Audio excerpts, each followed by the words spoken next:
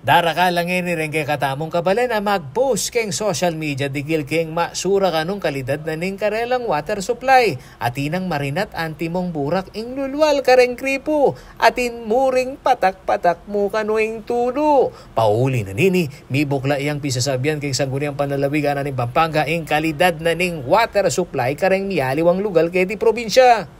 Minarap laging SP Session Hall deng mamuntukan kareng Miyaliwang Water District at Private Water Concessionaire Lunes, April 22. Agpangking General Manager na ning City of San Fernando Water District ay George Gumba. At ineng epekto king supply na ning danom ing El Nino.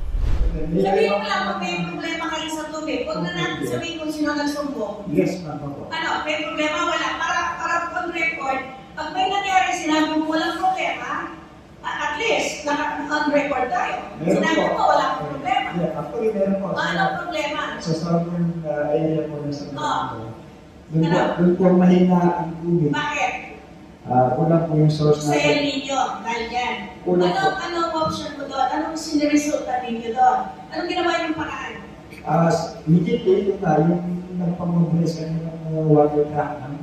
Hindi tayo matatapos doon sa water. Opo, at the same time, yung pinapasnak at yung pag-drilling ng bagong water source. Dalawa po, o hanggang 4. Aminado naman ng presidente na ng Prime Water Infrastructure Corporation ay Engineer Robert Fabrique at tinping kakulangan king supply ning danom kareng-karelang sa sakupan at inyang Joint Venture Agreement o JVA ing Prime Water king City of San Fernando Water District at kareng Water District na ning syudad na ning Angeles, Mabalacat, Guagua, Florida Blanca, Ampong Lubao. Kasalungsungan da kanong panigobran ngeni ing pamanalakad bayong pumping stations bang solusyon na ning problema.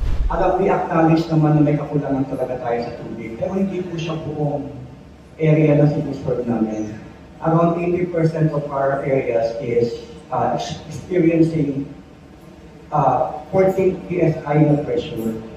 Hindi lang po talaga natin kayang tapusin lahat ng areas and lahat ng problems sa short period of time. Actually, kaya nga po kami nakipag-program ng medyo mahaba, 25 years, kasi hindi namin in-expect na kaya po natin i-solve. Oy, hindi naman ganun.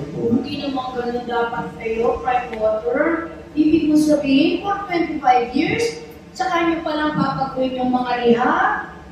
Kaya hanggang 25 years lang. Manyawa dyan provincial government a kopya da ring investment plan kareng balen ating joint venture agreement king Prime Water. Agbanggang Vice Governor Lilian Nanay Baby Pineda, makasaw ni bang isa diala ring local government units sakaling makapag-deliver deng water district. May mga problema sila, hindi pa na nila sinasabi.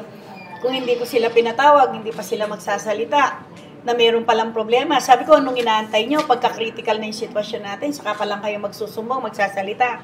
Hindi nyo naman kaya, kayo lang eh. Sabi ko nga sa kanila, di ba, naririnig mo. Talagang galit na galit ako kasi, kumbaga, ang laki pala ng inaharap na problema. Pag tinignan mo yung solusyon, malabo na magkakaroon ng solusyon sa kanila lang. Hindi kaya. At uling kakapaltan ing groundwater supply ama kaya pektumurin keng pamagbabangeni ning gabun kedi probinsya. Susubong na ngeni ning Kapitolyo ing pamangamit keng surface water o pamanalakad water reservoir. Darating ang taon na pagbabawal na rin natin ang pagkuha nyo na sa groundwater natin. Baka wala na rin tayong makuha. So, sabi ko nga kay Prime Water, may pondo kayo. Bakit hindi nyo na lang gawin para manatili rin kayo dito? Ba't hindi nyo pag-isipan na gumawa magano kayo ng dam, ng surface water? Para mawala na lahat itong gastos nyo sa mga pumping station, sa rehab ng mga pipes, sa problema ng maruming tubig. Once and for all, isa na lang ang gastos nyo. Ako yung kaya kayong talasuyo ay Paulo G. Santos, ating pusong makabalen.